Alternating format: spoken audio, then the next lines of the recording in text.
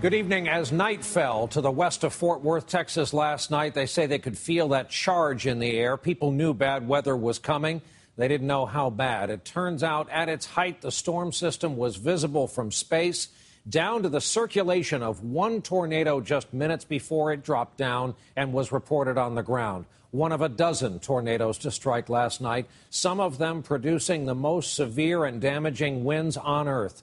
The death toll has been growing as some of the missing have been found. NBC's Gabe Gutierrez starts us off from Granbury, Texas tonight. Gabe, good evening.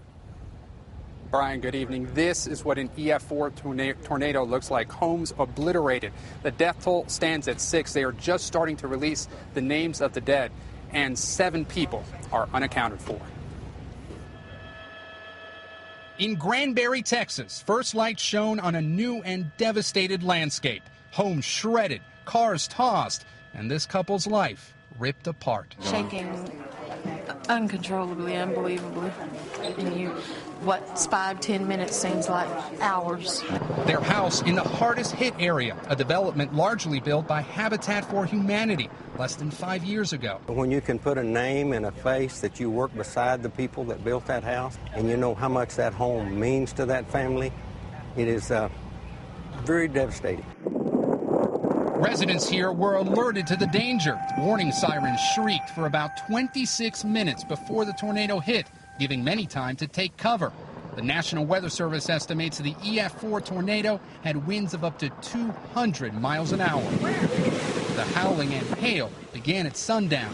Oh my word, look at all that. When it was over, more than 100 homes were damaged. At least 6 people were dead and dozens more injured. Hail. It was like hell. Just amazed that we all lived through it, really.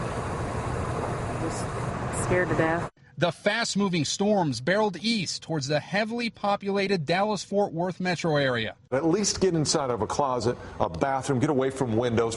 While 25 miles away, another twister, likely an EF3, tore through the small town of Cleburne, and a third storm destroyed more homes west of Fort Worth. Be sound asleep, and this piece falls on top of me, then this piece falls right beside me. It was unreal. But despite the death toll in Granbury, officials credit the early warning system here with saving lives. I knew this was going to be one of the worst I've ever seen, and it was. Now a massive effort is underway to find those still missing, reunite families. It was bad. It was the scariest thing I've ever been in. And clean up the debris. As for the missing, authorities are hopeful that they're not trapped in the rubble, but maybe simply haven't told officials exactly where they are. Still, emergency responders plan to keep searching, Brian. Gabe Gutierrez starting us off from Granbury, Texas tonight. Gabe, thanks.